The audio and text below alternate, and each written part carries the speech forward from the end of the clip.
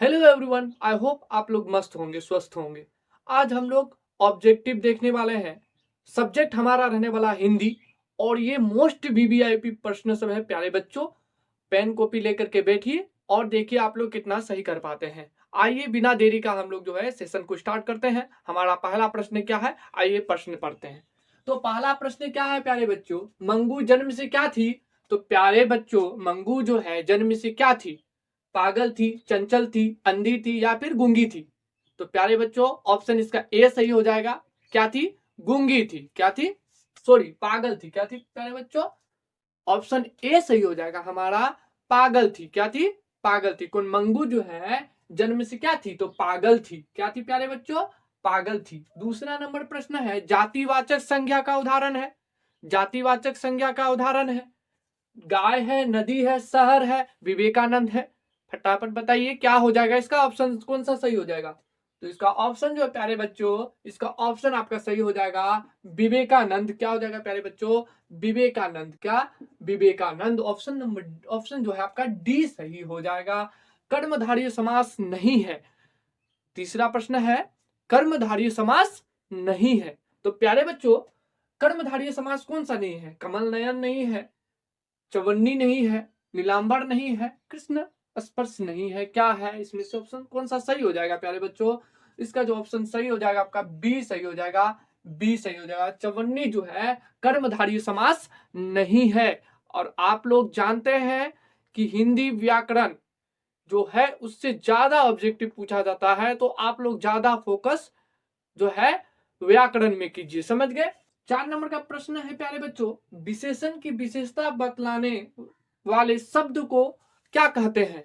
विशेषण की विशेषता बतलाने वाले शब्द को क्या कहते हैं? ऑप्शन आपका हो जाएगा, क्रिया विशेषण कहते हैं, सर्वनामिक विशेषण कहते हैं, परिविशेषण कहते हैं या फिर संज्ञा कहते हैं। तो माय डियर स्टूडेंट्स, इसका ऑप्शन सी सही हो जाएगा। सी सही हो जाएगा। परिविशेषण कहते हैं, जो विशेषण की विशेषता बताए उसे परिविशेषण कहते हैं। प्यारे बच्चों, क्या कहते हैं? परिविशेषण कहते हैं। चलिए 5 नंबर का प्रश्न क्या है, पढ़ते हैं। संधि के भेद कितने होते हैं? संधि के भेद कितने होते हैं? 3 होते हैं, 4 होते हैं, 5 होते हैं या फिर 6 होते हैं, 7 होते हैं? बताइए कितने होते हैं? तो इसका जो ऑप्शन ए सही हो जाएगा प्यारे बच्चों, ऑप्शन ए जो है इसका सही हो जाएगा 3। संधि के कितने भेद होते हैं? 3 भेद होते हैं। संधि के कितने भेद होते हैं? 3 भेद। 3 भेद होते हैं। 6 नंबर का प्रश्न है प्यारे बच्चों, रामविलास शर्मा का जन्म, ये डॉट खाली जगह दिया है, इसको भरना है। कब हुआ था प्यारे बच्चों? रामविलास शर्मा का जन्म कब हुआ था? तो बताइए option A, option B, option C, option D, कौन सा सही हो जाएगा? ऑप्शन ए में आपका 1908 है प्यारे बच्चों, ऑप्शन बी में 1909 है, ऑप्शन सी में आपका 1911 है और ऑप्शन डी में आपका 1912 है।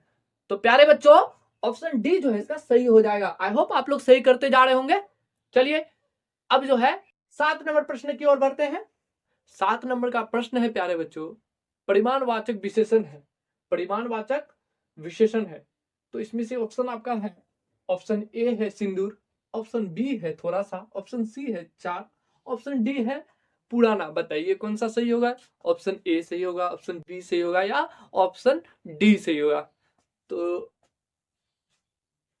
ऑप्शन इसका जो है प्यारे बच्चों बी सही हो जाएगा। थोड़ा सा ये क्या है, तो ये परि परिमाणवाचक विशेषण है। क्या है प्यारे बच्चों?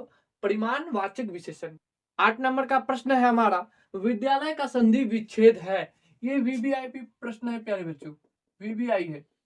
ठीक है, बहुत बार पूछा गया है। विद्यालय का संधि विच्छेद क्या हो जाएगा? विद्या प्लस आलय हो जाएगा या फिर विद्य प्लस आलय हो गया या फिर विद्या प्लस लय और उधर हो जाएगा ऑप्शन आपका डी, विद प्लस लय। कौन सा सही हो जाएगा प्यारे बच्चों? तो प्यारे बच्चों इसका जो है ऑप्शन ए सही हो जाएगा। क्या सही हो जाएगा? ऑप्शन ए सही हो जाएगा। 9 नंबर प्रश्न है, नाखून प्रतीक है। नाखून किसका प्रतीक है बताइए? हाँ, किसका प्रतीक है आपका बताइए? ऑप्शन ए है आपका पाशवी वृत्ति का प्रतीक है, या फिर मानवता का प्रतीक है, या प्रेम का प्रतीक है, या फिर क्या है, पौरुष का प्रतीक है। किसका प्रतीक है प्यारे बच्चों? फटाफट बताइए। तो इसका जो ऑप्शन ए आपका सही हो जाएगा। किसका हो जाएगा? पाशवी वृत्ति का ये जो प्रतीक है नाखून। समझ में आ गया? पाशवी वृत्ति का ये प्रतीक है नाखून। याद करते हुए चलेंगे। अब देखिए प्रश्न जो है 10 नंबर क्या बोल रहा है, पुरुषवाचक सर्वनाम का भेद नहीं है। या ध्यान से पढ़िएगा, पुरुषवाचक सर्वनाम का भेद नहीं है प्यारे बच्चों। तो कौन सा सही हो जाएगा आपका ऑप्शन? ऑप्शन ए सही हो जाएगा, ऑप्शन बी सही हो जाएगा, ऑप्शन सी सही हो जाएगा, या ऑप्शन डी? तो जल्दी से जवाब दीजिए इसका। तो इसका प्यारे बच्चों ऑप्शन डी सही हो जाएगा, निश्चयवाचक। क्या हो जाएगा? निश्चयवाचक। आपका 11 नंबर का प्रश्न है, बहादुर का पूरा नाम बताइए। बहादुर का पूरा नाम क्या था? बहादुर का पूरा नाम क्या था? ऑप्शन आपका ए है दिल बहादुर, ऑप्शन बी है आपका शेख बहादुर, ऑप्शन सी है आपका बहादुर शाह प्रसाद, ऑप्शन डी है आपका बहादुर पंडित। बताइए कौन सा सही हो जाएगा? तो इसका ऑप्शन ए सही हो जाएगा। क्या हो जाएगा? दिल बहादुर। दिल बहादुर, याद रखिएगा। क्या? दिल बहादुर। हाँ, दिल दिल बहादुर। समझ गए? क्या हो जाएगा? तो प्यारे बच्चों दिल बहादुर हो जाएगा। 12 नंबर प्रश्न की ओर बढ़ते हैं बिना देरी किए। चलिए 12 नंबर का प्रश्न है बच्चों, कर्मधारय समास है तो क्या है? ऑप्शन ए है आपका चतुर्भुज है, ऑप्शन बी है आपका ऋषिपुत्र है, ऑप्शन सी है आपका चंद्रमुख, ऑप्शन डी है, बी लिखा गया, ऑप्शन डी है आपका वनवास है। क्या हो जाएगा ऑप्शन? इसमें से कौन सा सही हो जाएगा? तो इसका ऑप्शन जो है आपका सी सही हो जाएगा, चंद्रमुख। क्या है? चंद्रमुख। क्या है? चंद्रमुख। तो कर्मधारय समास क्या है? चंद्रमुख है प्यारे बच्चों। क्या है? चंद्रमुख है। 13 नंबर का प्रश्न है प्यारे बच्चों, अज्ञ का पूरा नाम क्या है? अज्ञ जी का पूरा नाम क्या है बताइए तो?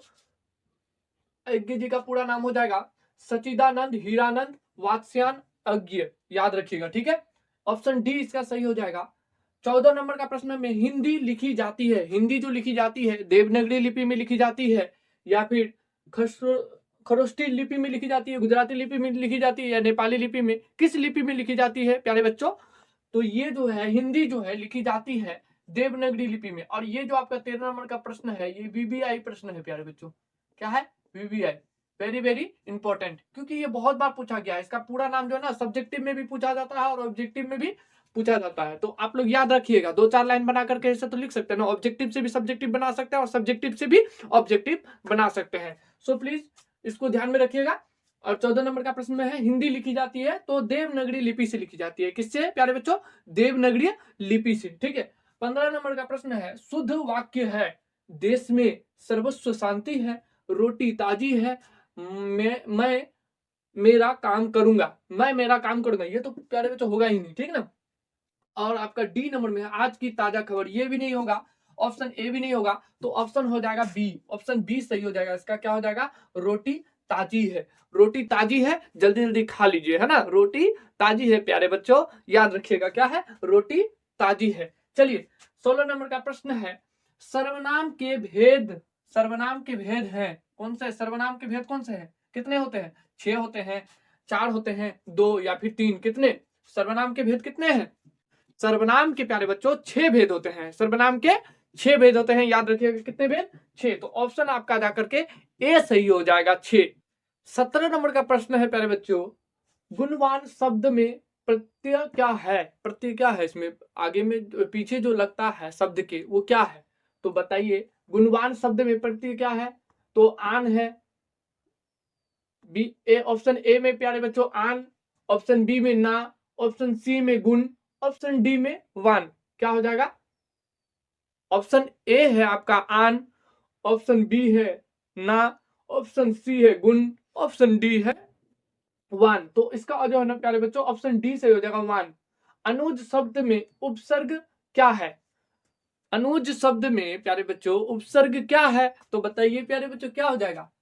अ हो जाएगा, अनु हो जाएगा, ज हो जाएगा, या अन हो जाएगा? क्या हो जाएगा? तो इसका प्यारे बच्चों ऑप्शन बी सही हो जाएगा, अनु। यहाँ पे देखिए उपसर्ग पूछ रहा है, ठीक है। उपसर्ग में आगे में जो होता है बाबू क्या आ रहा है वो देखना है ध्यान में आपको, ठीक है। तो बड़ा सिंपल सा है और बीबीआई प्रश्न है, बीबीआई प्रश्न है, समझ गए। और 19 नंबर का प्रश्न है, हाथ खाली होना मुहावरे का क्या अर्थ है? हाथ खाली होना मुहावरे का अर्थ क्या है? कुछ नहीं मिलना, या फिर हाथ से पैसा गिर जाना, या ऑप्शन सी हो जाएगा आपका जाकर के पास पैसा ना होना, ऑप्शन डी हो जाएगा गरीब होना। तो इसका ऑप्शन सी सही हो जाएगा प्यारे बच्चों, पास में जो ना पैसा ना होना, यानी कि हाथ खाली होना मुहावरे का अर्थ होता है, समझ गए।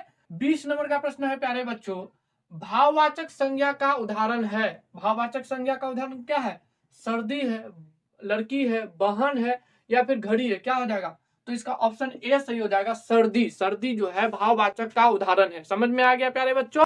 तो प्यारे बच्चों 20 प्रश्न हम लोग का हो गया कंप्लीट। तो आई होप आप लोगों ने 20 में से 20 सही कर दिए होंगे। अगर 20 में से 20 सही नहीं भी किए होंगे तो कोई बात नहीं, अभी मेहनत कीजिए, टाइम है आपके पास। समझ गए? और प्यारे बच्चों पूरा वीडियो को लास्ट तक देखिए, और कभी भी अगर यदि समझ में नहीं आता हो तो वीडियो को क्या कीजिए, स्टार्ट कीजिए, रिस्टार्ट कीजिए। और अगर यदि आप कोई काम कर रहे हो तो कोई बात नहीं, मोबाइल को लगा दीजिए और उसका सुनिए। सिर्फ और सुनने से भी याद होता है, सिर्फ देखना नहीं पड़ता है वीडियो को। आप अगर कोई भी काम कर रहे हैं तो क्या कीजिए, आप लगा दीजिए फोन में और आप अपना काम भी कीजिए और उसको याद करते हुए चलिए। आप लोगों के पास अभी फिलहाल बहुत समय है, अभी भी आप लोग अच्छा रिजल्ट लाने के लिए मेहनत कर सकते हैं। तो प्यारे बच्चों आज के लिए इतना ही, फिर मिलते हैं आप लोगों से नेक्स्ट डे नेक्स्ट क्लास के साथ।